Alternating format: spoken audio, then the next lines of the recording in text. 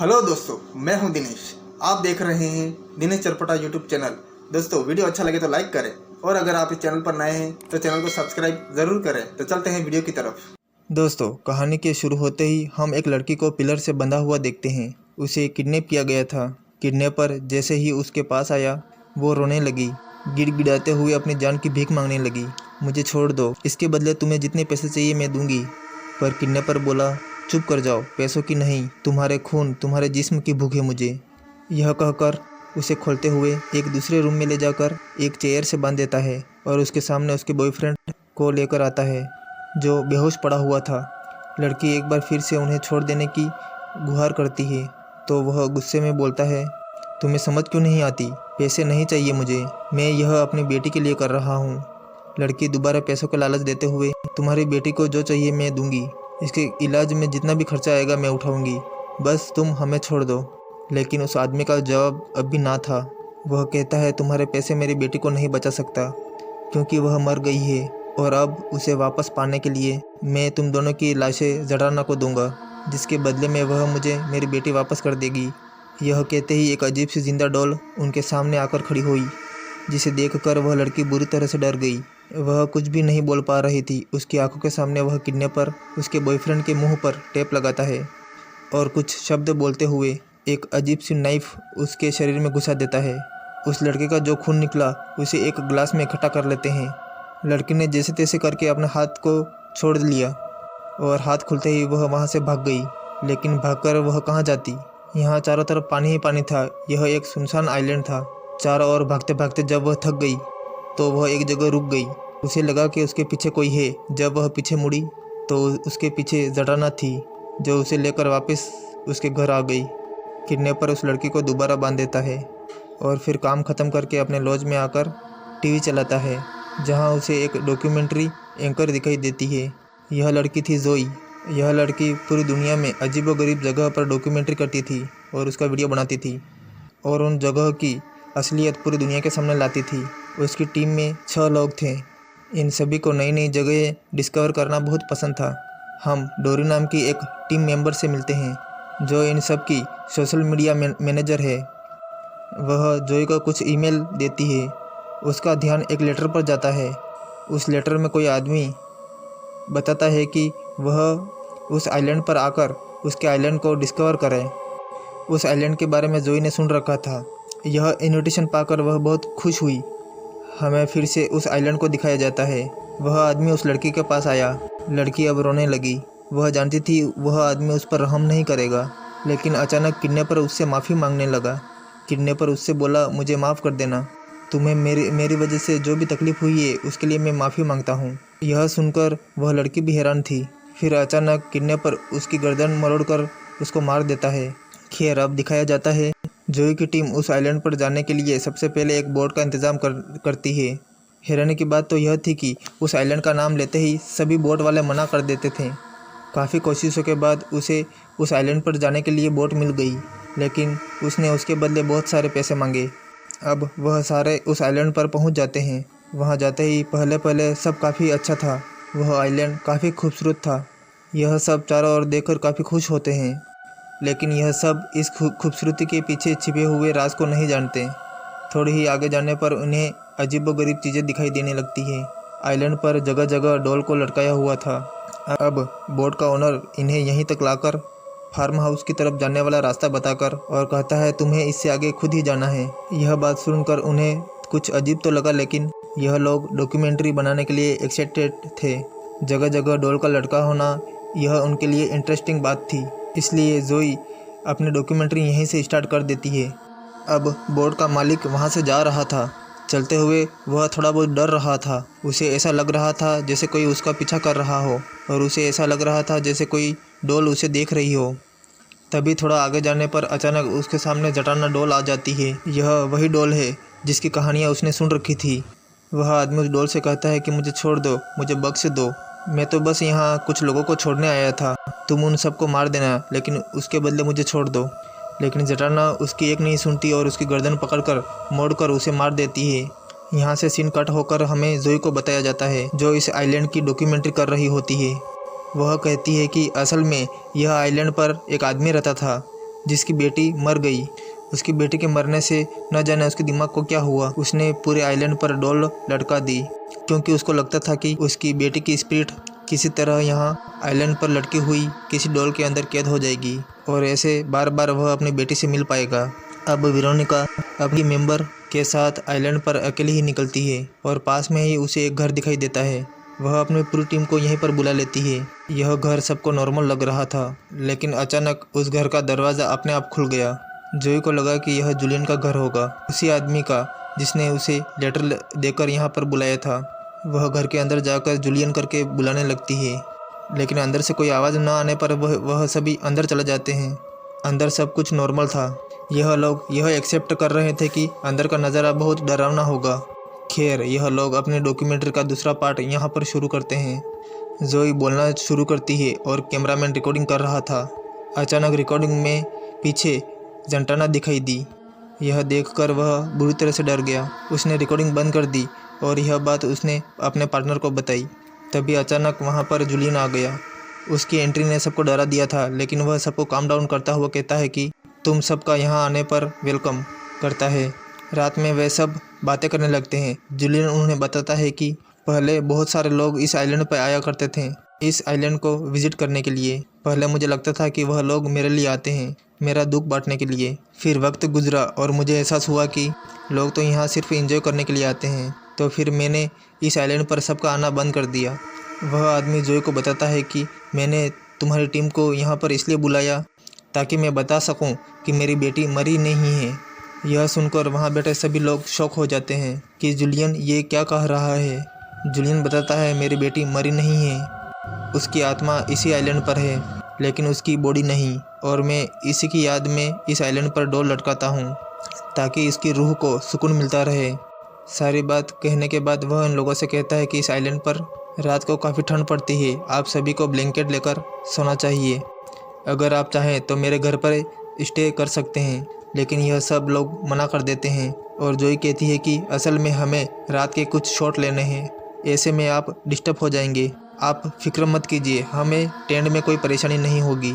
Julian वहाँ से चला जाता है। यह सब लोग अपने अपने टेंट में चले जाते हैं। इनमें से ये कपल फार्म हाउस के बेस में चले जाते हैं रात गुजारने के लिए। अभी यह लोग यहाँ पर सोए नहीं थे कि इन्हें बाहर से किसी के हंसने की आवाज़ आती है।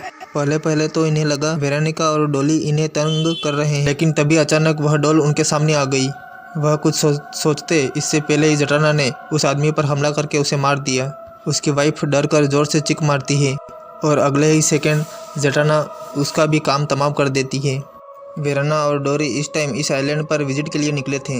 इन्हें इस आइलैंड पर काफ़ी सारे डॉल नज़र आ रहे थे। डोरी का मानना था कि यह सच में कोई पैरानॉर्मल एक्टिविटी है, कोई न कोई डरावनी कहानी है इसके पीछे, लेकिन वेरोनिका इसे एक्सेप्ट नहीं करती है। इसी दरमियान दोनों के बीच में बहस हो जाती है, तो वेरोनी डोरिका को वहीं पर छोड़कर अपने टेंट में आ जाती है।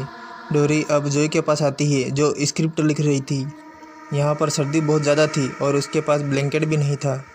वह डोरी को बताती है कि मैं जूलियन के घर जा रही हूँ उससे ब्लैंकेट लेने के लिए। घर के पास पहुँचने पर गलती से उससे शोर हो गया, तभी जूलियन खुद ही बाहर निकल आया। जोई ने बताया कि वह ब्लैंकेट लेने आई थी। यह सुनकर जूलियन ने उसे अपने घर पर इनवाइट किया, उसे ड्रिंक ऑफर की।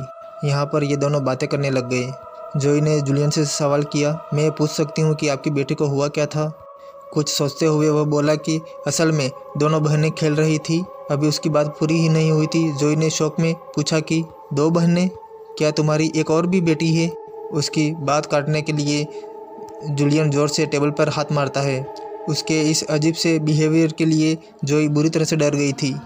जूलियन को जैसे ही एहसास हुआ कि उसने गलत किया, वह फ़ौरन ही जोई से माफ़ी मांगता है कि असल में यह सब मेरे लिए बहुत मुश्किल है, मैं बार बार इन बातों को रिपीट नहीं करना चाहता, मुझे बहुत दुख होता है और शायद इसी दर्द को छुपाने के लिए मैं गुस्सा कर गया। I am sorry. जोई भी उसके इमोशन समझती है और उसे कहती है कोई बात नहीं। जूलियन उसे ब्लैंकेट देता है और जोई वापस अपने कैंप की तरफ चली जाती है। यह सब लोग सो गए और हमने आधी रात को देखा कि कोई अचानक से जोई के पीछे आकर खड़ा हो गया और उसने जोई का गर्दन पकड़कर उसकी गर्दन तोड़ दी और उसे मार डाला। एकदम से जोई की आंखें खुली और हमें पता चला यह सब हमने जो देखा यह सब जोई का एक सपना था। उसने अपने सपने में देखा था कि जटाना ने उसे मार दिया। वह डर कर उठ गई थी। उठते ही उसने देखा कि यह सुबह का वक्त था। उसके बाकी के मेंबर भी पहले से उठ गए थे और उसी का इंतज़ार कर रहे थे। अभी तक इनके ग्रुप के 2 मेंबर मिसिंग थे, जिन दोनों को हमने रात को मरे हुए देखा है। अब ये लोग उनके बगैर ही अपना काम स्टार्ट करने के लिए कहते हैं, लेकिन जोई ऐसा नहीं चाहती थी। जोई को लग रहा था कि हो सकता है कि वह कोई मुसीबत में पड़े हों, हमें उन्हें ढूंढना चाहिए। उसकी बात सुनकर उसका साथी कहता है, मैं और डोरी जाते हैं शूटिंग के लिए, आप दोनों जाकर उन्हें ढूंढो। अब डोरी उस लड़के के साथ आ गई थी जूलियन के घर पर, जो इस टाइम लॉक था और जूलियन इस टाइम जंगलों में था। वह एक पेड़ के सामने खड़ा था जिस पर ग्रीन कलर की एक डॉल लटकी हुई थी। वह अजीब तरीके से डॉल के सामने देखकर मुस्कुराता है और डॉल भी उसे देखकर मुस्कुराने लगती है। इधर डोरी और उसका दोस्त जूलियन के घर में जाते हैं और वहाँ पर जूलियन का इंतज़ार करने लगते हैं। उस लड़के ने यहाँ पर शूटिंग सेटअप जमाया और जैसे ही वह सोफे पर जाकर बैठा, उसे वहाँ पर बहुत सारी पिक्चर नज़र आई, जिसे देखते हुए उसे उन पिक्चरों में डोरी की भी फ़ोटो नज़र आया और इसके दिमाग के घोड़े चलने लगे। इन पिक्चर को देखते हुए उसे पता पड़ गया कि उन्हें यहाँ प्लान करके लाया गया है।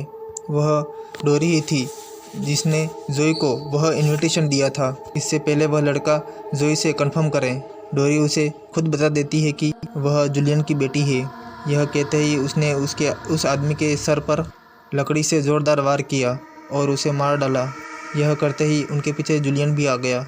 इस काम के लिए डोरी को शाबाशी दी और कहा कि मैं और मेरी बेटी तुम्हारे इस काम से बहुत खुश हैं। सीन कट होके हमें जोई और वेरोनिका को दिखाया जाता है, जो कि अपने 2 मेंबर को ढूंढने के लिए निकली थी।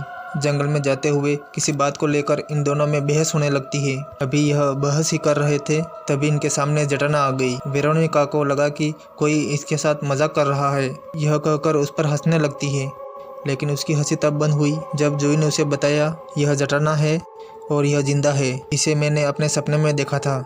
अगर हमें बचना है तो भागना पड़ेगा। वो दोनों भागने लग जाती हैं और तभी जोई को एक शॉर्टकट नज़र आता है। उसको लगा कि वेरोनिका उसके पीछे ही आ रही है, लेकिन यह दोनों अलग हो जाते हैं।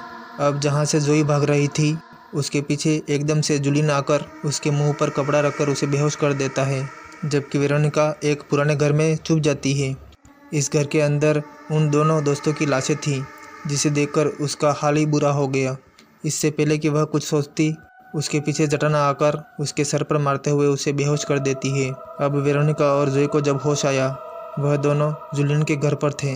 जोई को अब लग रहा था कि उसका यहाँ पर आना सबसे बड़ा गलत फैसला था, क्योंकि इस फैसले ने उसके दोस्तों की जान ले ली।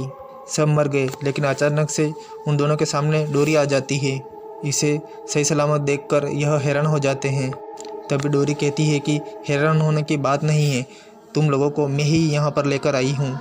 वह जूलियन के साथ अपनी बचपन की फ़ोटो दिखाती है, जिस फोटो में जटाना भी उनके साथ में थी। यह सुनकर वेरोनिका उसे बद्दुआ देने लगी। तभी उसने वेरोनिका के गले पर चाकू रख दिया। यह देखते हुए जोई ने अपनी जान की भीख मांगी। उसने कहा, प्लीज़ हमें छोड़ दो। अब डोरी ने कहा कि नहीं, तुम्हारी जान अब बख्शी नहीं जा सकती, क्योंकि जटाना को तुम्हारी बॉडी पसंद आ गई, इसलिए अब तुम मारी जाओगी। तुम्हारा सेक्रीफाइस जटाना को सबसे अच्छा लगेगा। इन्हीं बातों के दौरान जूलियन भी यहाँ पर आ जाता है और उनसे कहता है कि माफ़ करना, लेकिन हमें तुम्हें मारना पड़ेगा, क्योंकि तुम्हें मारने से हमारी जटाना खुश होगी। यह दोनों सबसे पहले वेरोनिका और जोई को जख्मी कर देते हैं और एक बर्तन में उन दोनों का खून इकट्ठा करके कुछ मंत्र पढ़ने लगते हैं। अब इन्हें सारे मरे हुए लोगों का खून इकट्ठा करना था। यह काम करने के लिए जब डोरी वेरोनिका के पास गई तो वेरोनिका ने उसके हाथ पर काट लिया और उसके हाथ से खून आने लगा और उसका खून वेरोनिका के खून के साथ में मिल गया और उनका विजुअल बर्बाद हो गया। यह देखकर जूलियन घबरा सा गया। वह विजुअल को सही करने के लिए बाकी सबकी डेड बॉडी ढूंढने लगा, लेकिन मौका पाकर जोई पीछे से अपने हाथ छुड़ाकर वहाँ से भाग जाती है। जूलियन उसका पीछा करता है, लेकिन जोई उसको चकमा देकर एक पुराने घर में जाकर छुप गई।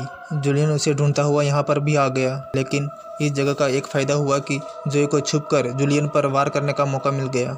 जोई ने छुपकर यहाँ पर एक स्टील के रोड से जूलियन को मार डाला। उसे मारते ही यहाँ पर डोरी आ गई।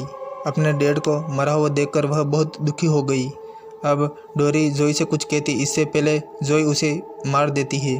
अब वह बुरी तरह से रो रही थी, क्योंकि अब वह जानती थी कि वह उसने खुद नहीं किया, बल्कि उससे शैतानी ताकतों ने करवाया। अभी यह सब वह सोच ही रही थी कि अचानक से उसके सामने जटाना आ गई और उसने जोई को गले से पकड़कर मार डाला।